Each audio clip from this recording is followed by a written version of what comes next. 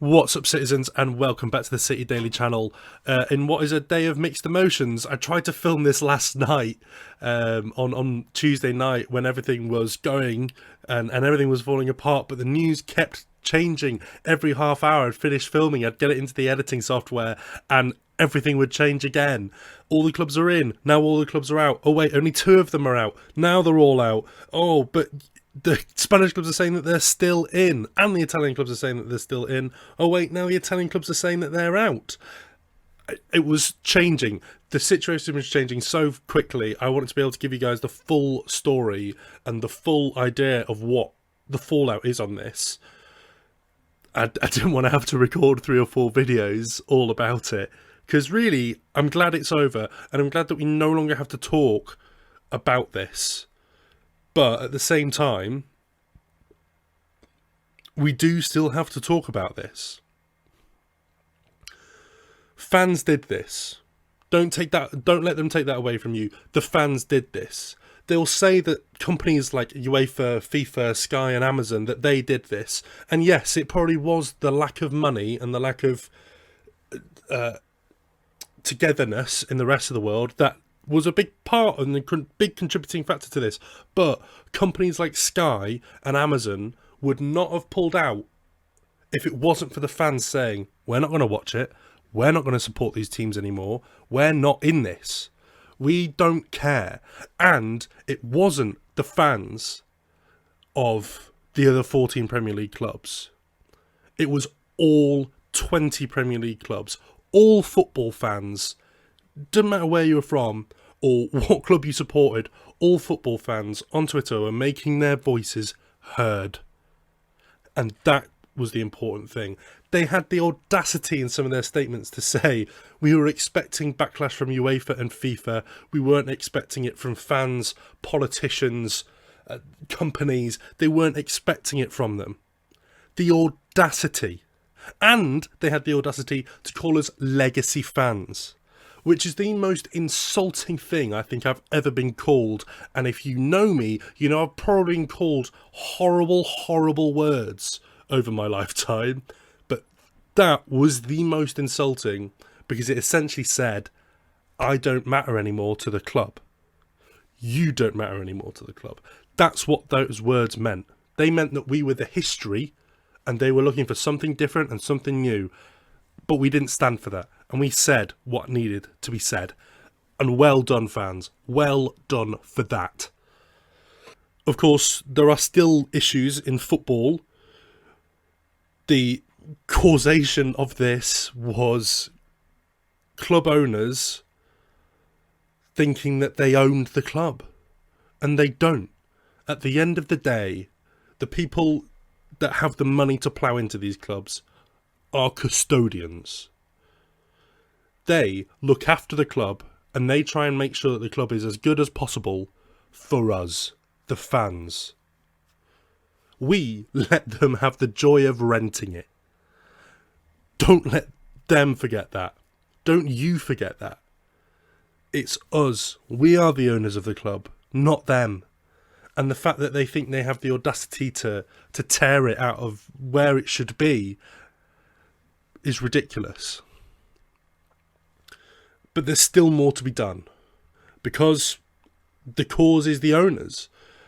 Now we need to look at what clubs didn't join this to start seeing where the fixes lie. And yes, PSG didn't join it, but don't forget, they're owned by someone who is a big figure in Qatar, the host of the World Cup in winter next year, and he has incredibly strong ties with UEFA. He's on the board. He is very important. So PSG were never going to join something like this, because it would have meant burning so many bridges. And then you look at the clubs in Germany, and guess what? They're 51% owned by the fans. Of course, Bayern Munich and Borussia Dortmund did not join this.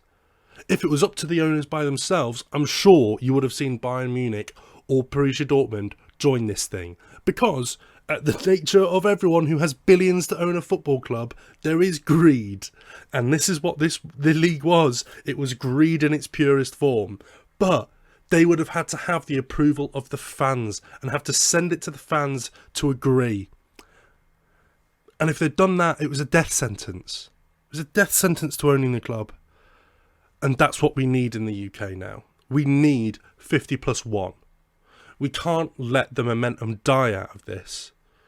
Because we showed that when we come together, we are incredibly strong as a community.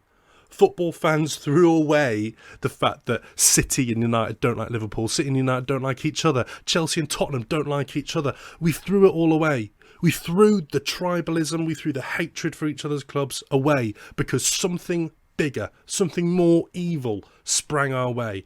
And we've been sat on our laurels for 25 years now, watching things happen, watching ticket prices go up. Arsenal currently pay the most in Europe for their season tickets.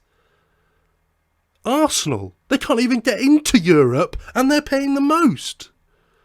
It's ridiculous. And this is what we need now. We need to seize the momentum. We need to continue the fight because we need to push on and we need to get 50+1 and we need to reform UEFA. UEFA were not the good guys in this. They were the lesser of two evils. The point now is that we need to continue to push the evil out of football. And the evil is greed. The evil is anti-competitive behaviour. I mean, if this was private business, it would have been outlawed long ago.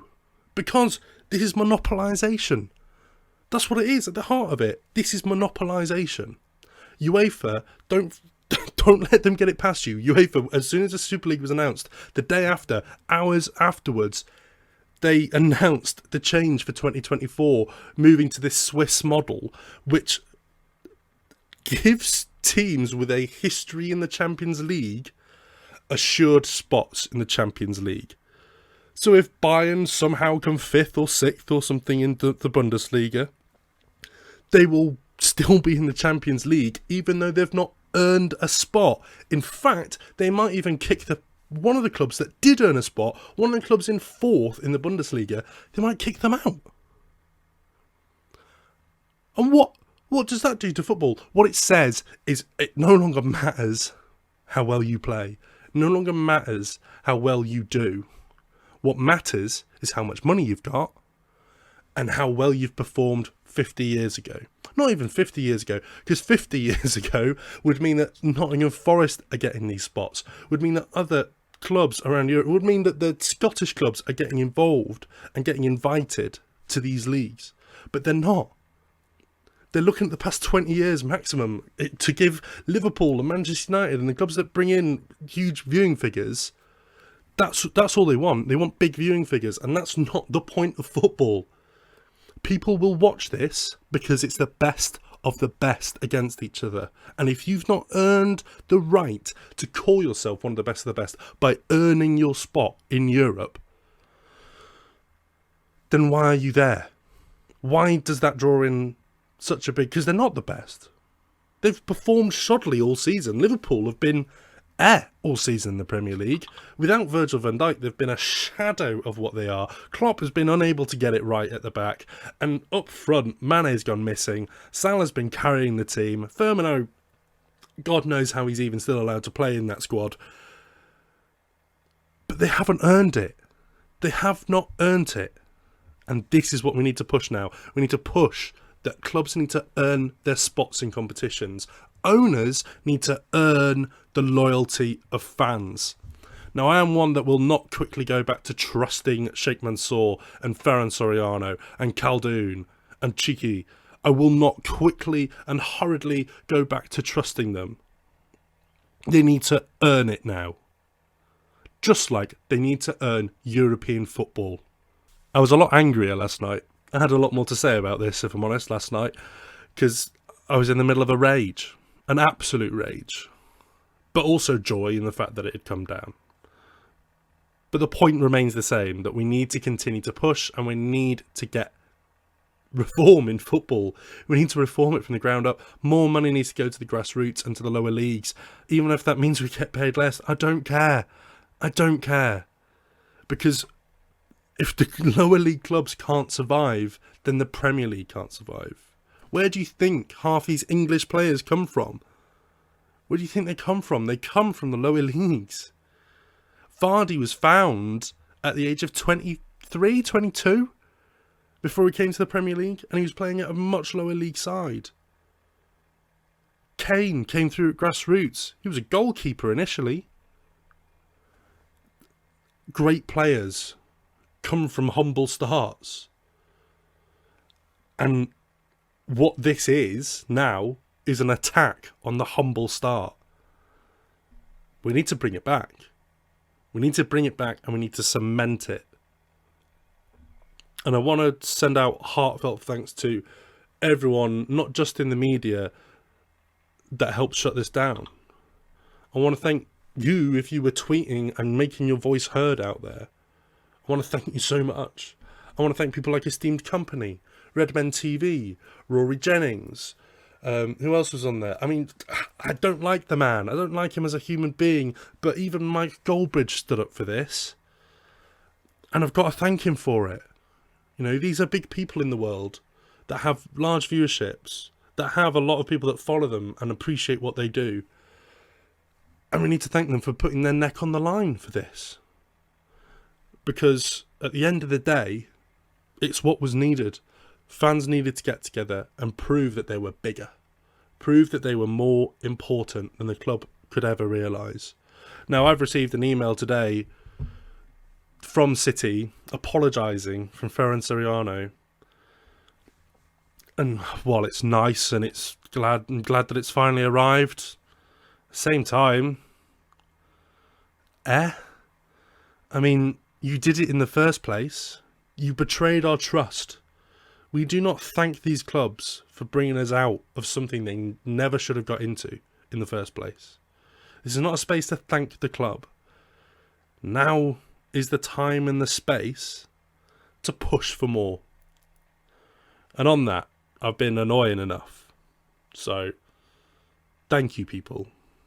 Thank you sincerely from the bottom of my heart, not just for watching or subscribing or commenting down below. I want to thank you for being a football fan and for not wanting this. Because this, don't get me wrong, was the end of football. It was a monopolisation of football, and it would have spelled the end for football as we know it. So I want to thank you sincerely for that. Because you did this. Don't let anyone take that away from you. Your pressure did this. You took the source of money away from them. Because it's your money that would end up going in their pockets. You did this. And on that, thank you for watching.